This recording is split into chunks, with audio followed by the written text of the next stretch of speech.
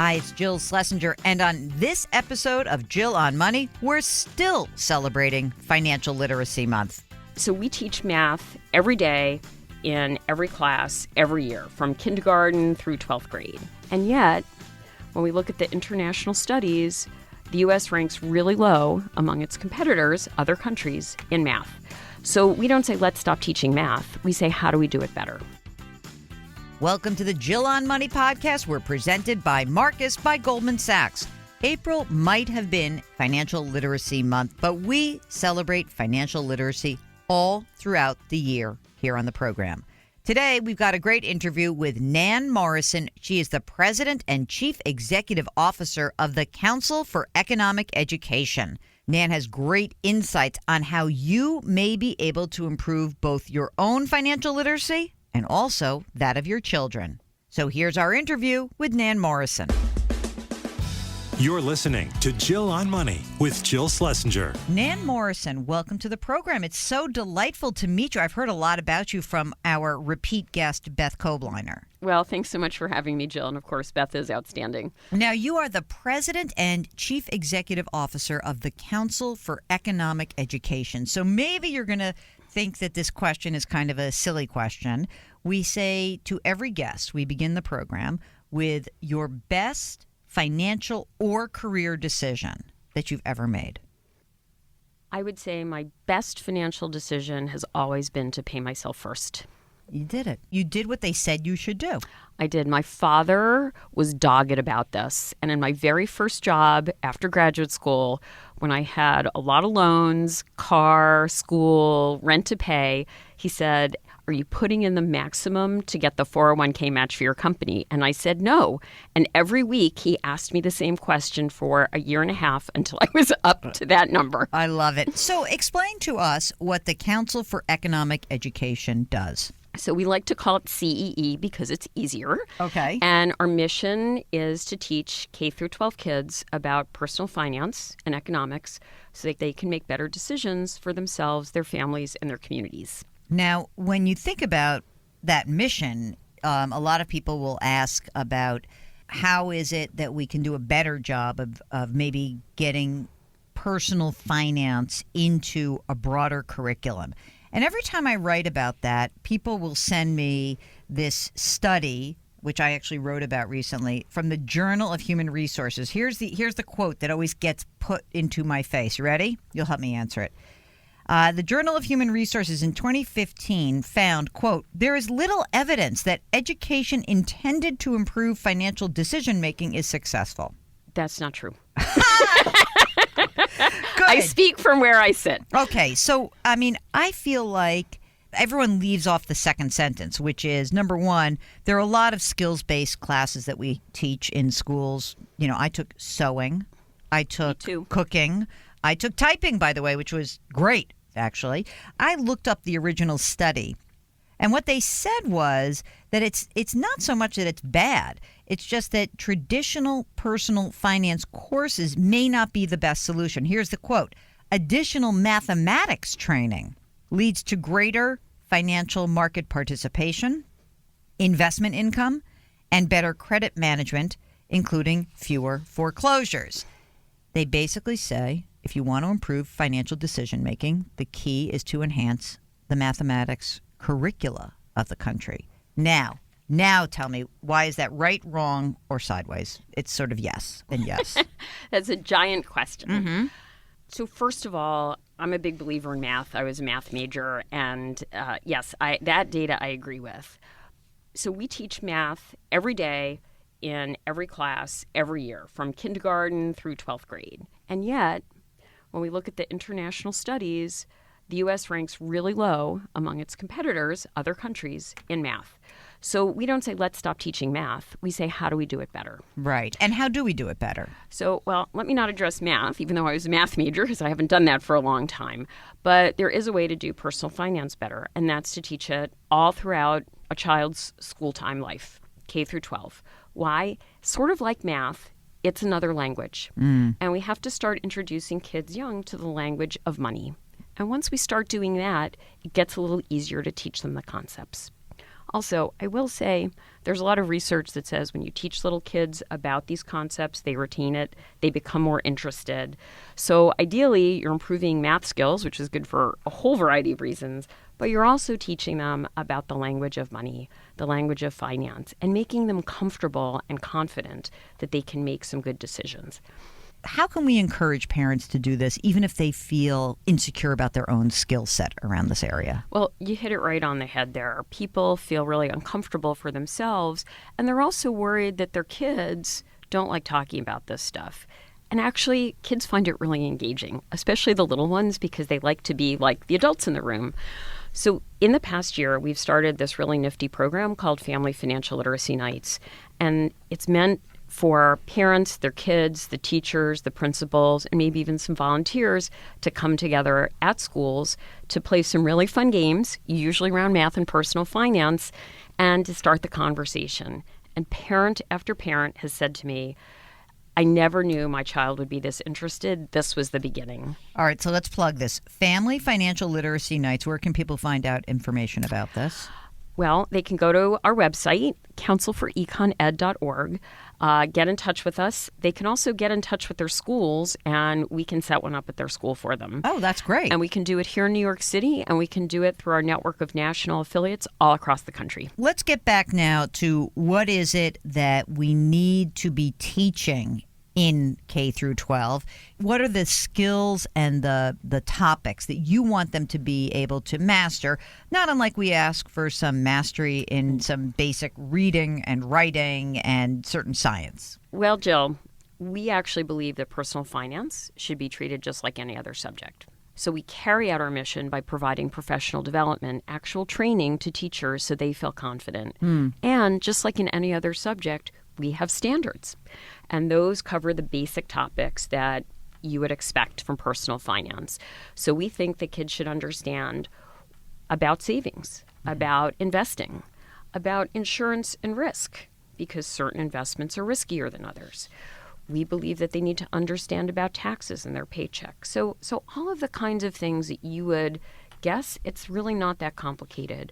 One of the most important things that we want our students to understand is the concept of compound interest. I think that is huge. I would say that compound interest and time value of money, just a basic level of statistics, like just even understanding what probability means. If we could get that, I would be so excited.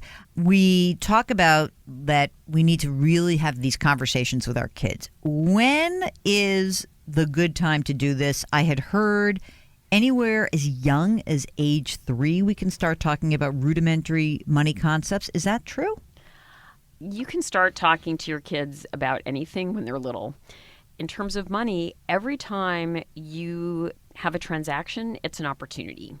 Somebody told me they were buying a refrigerator and they took their kids with them because the little boy had been hanging off the refrigerator handle and breaking it, and the parents wanted him to understand just how expensive a refrigerator was.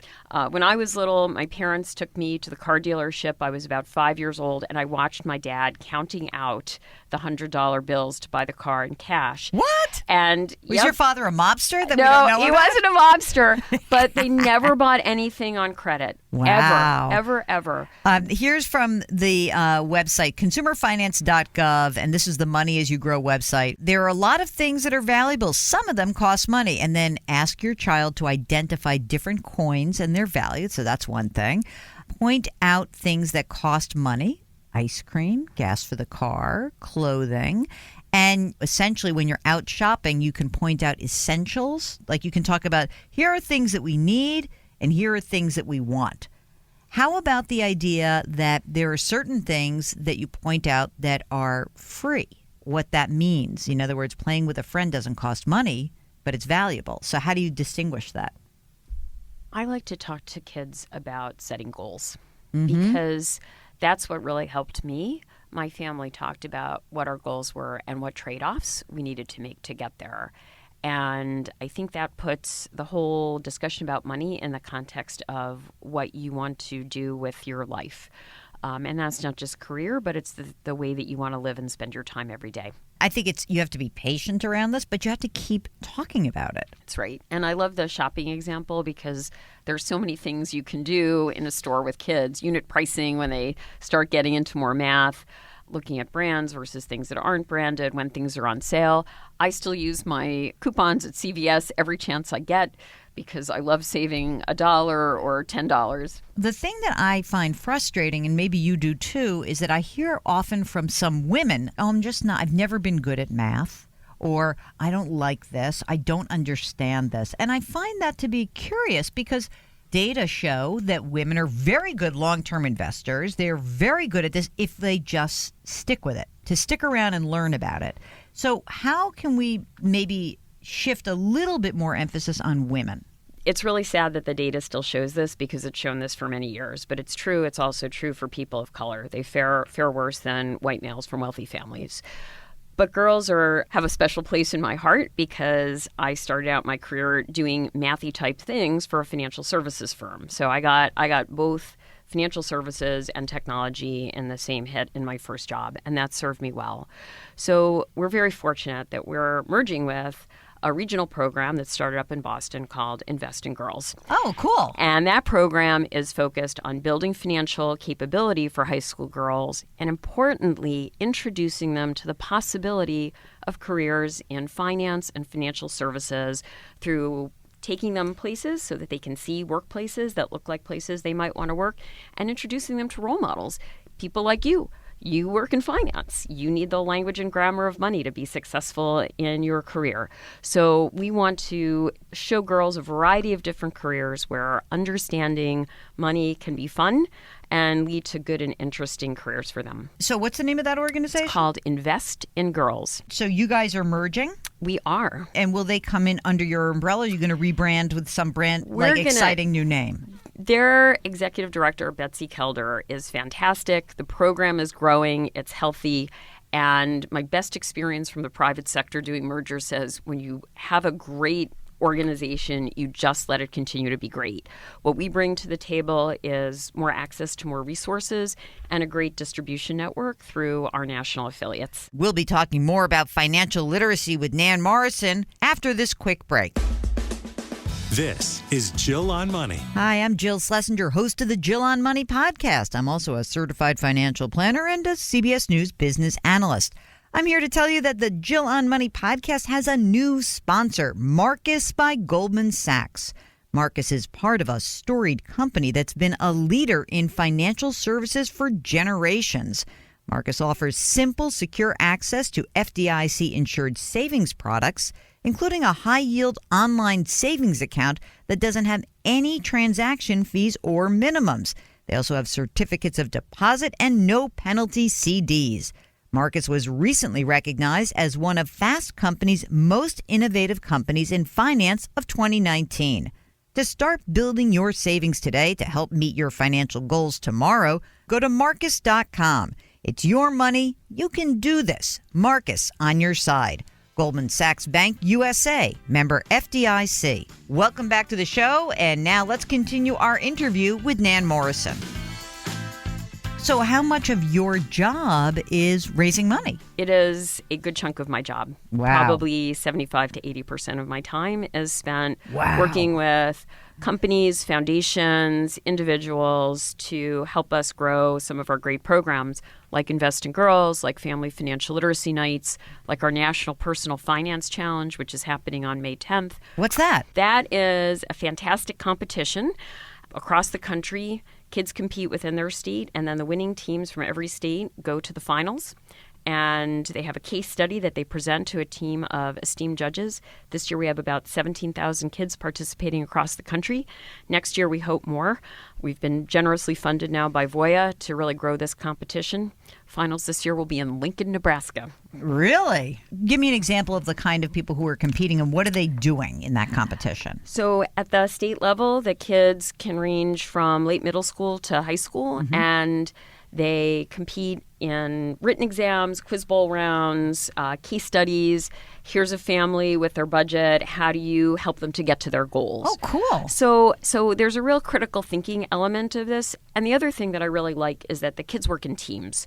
So it's a really great after-school activity because it reinforces learning, because kids who take after-school activities get their learning reinforced, which is great.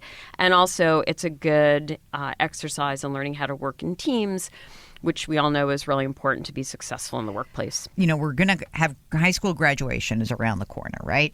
How much should parents be talking to their kids about money in this next phase where they're hopefully going to be attending some sort of post-high school education, community college, Bachelor of Arts, whatever? What do you want them to go to school knowing, and what do the parents need to really be clear about with those kids? Sitting down and talking to your kids about a budget for whatever they're doing. They may be doing some work study kinds of things. They may be at college. They may be working while they're at college. They may be getting an allowance that they have to cover books, going out with their friends. So just talking about budgeting, what the child's goals are for the next year financially and how they'd like to set aside that money. A lot of kids will, even if they're not working during the school year, they're going to start working the following summer. So starting even to think about that summer job and how they might allocate some of that money is also an important thing to do. By the way, as soon as kids are working, they can start putting money away into different kinds of IRAs. And it's also a good habit to start that long-term savings young. Why? It's a habit. It's a habit. It's just like getting up and going for a run in the morning or brushing your teeth. You just get into the habit of putting a little bit aside from that very first paycheck into your long-term savings. Just like your father said, pay yourself first. Just like Dad said. So when you look at the landscape of financial services, and I know we have to be politic here because some of these are your funders. I'll do the talking on this part. It does drive me a little nutty that some of the most egregious, hyper-selling organizations are the very same ones that underwrite, quote-unquote, financial literacy. So what advice can you give to parents and even their students, but just how to distill information they get without getting sucked into buying something? This just goes back to what we've been talking about all along. Knowledge is power. If you have the language and vocabulary of personal finance, you begin to feel more confident about asking questions. You know, once upon a time in New York City, you walked into a store to buy a chocolate croissant and you just bought a chocolate croissant. And you might be a little shy about saying, well, I wonder how many calories that is. Now we all know. So you don't have to be afraid of asking the question anymore. And you know that you just blew this morning's run by eating 300 calories of a chocolate croissant. 300? I don't know where you're getting your croissant, but Well, I'll tell you what. I think if I got 300, I might eat more of those. So I think just having the knowledge to ask questions is probably the most important thing. And if it seems super complicated, it probably is. Because Right. when you get right down to it, a lot of this stuff that most people are investing in or doing isn't that complicated. And, you know, ask a friend, ask a family member who you trust. If you think you're not getting the information that you need, don't be afraid to get up and walk away. And that can be really hard for a lot of people who might be intimidated by the place that they're in. What is it that you think is kind of the big pushback that you will hear from, say, a school system about why they're not teaching personal finance in the public school systems? That is a great question. The answer that we usually get from them is there isn't enough time in the school day. And that's just not true, because we can help schools integrate personal finance into the everyday life of the classroom. It's such a natural fit in any elementary school classroom. We have a set of materials called the mini economy, so kids rent their desks, they get paid for doing tasks. It's great. They really learn how money and commerce works. And in junior high and high school, it's really easy to integrate these subjects into math, social studies, career and technical education classes. There are still some classes about civics and the kinds of things that you and I remember studying. They're called different names now, and you don't learn to sew anymore if you're a girl. But there are sort of life skills classes, workplace learning classes that are often offered, and we can just integrate that right in. So you help a school system, let's say, dovetail what they're currently doing and weave this into the process. In fact, on your website, it says, you've got different stuff here for parents, this, that, but you also have it for teachers.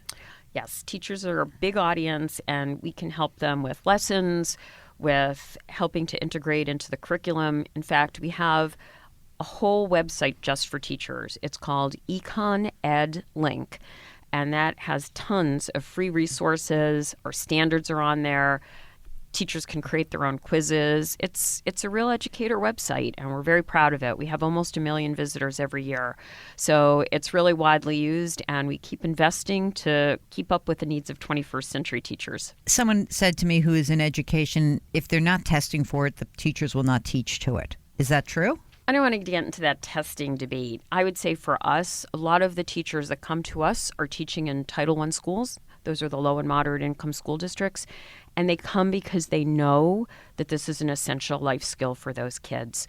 We spend so much time trying to help kids to understand that there's a bigger world out there, to get them educated, get them jobs. And then we forget to teach them what to do once they're earning money, and they get into trouble. Shame on us. Yeah, that's so hard. So you've worked in now nonprofit land for how long? 9 years. Do you miss anything from the private sector? It's just different. Sometimes I miss the pace, and sometimes I don't miss the pace. Yeah, I get that. But I think I've had a chance to, I know this sounds really trite, but to really move things ahead for our organization and take us into new places.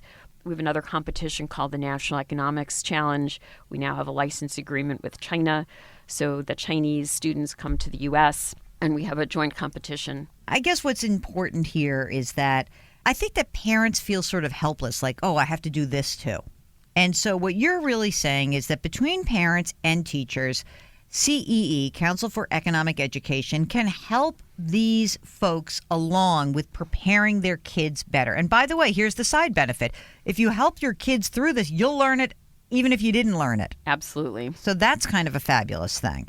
When you look back and all of the years that you have been in the industry, what is it about the industry that you wish were different? Wave your magic wand and say, gosh, I wish financial services would be blank. What is the blank? I would say that more transparency is helpful.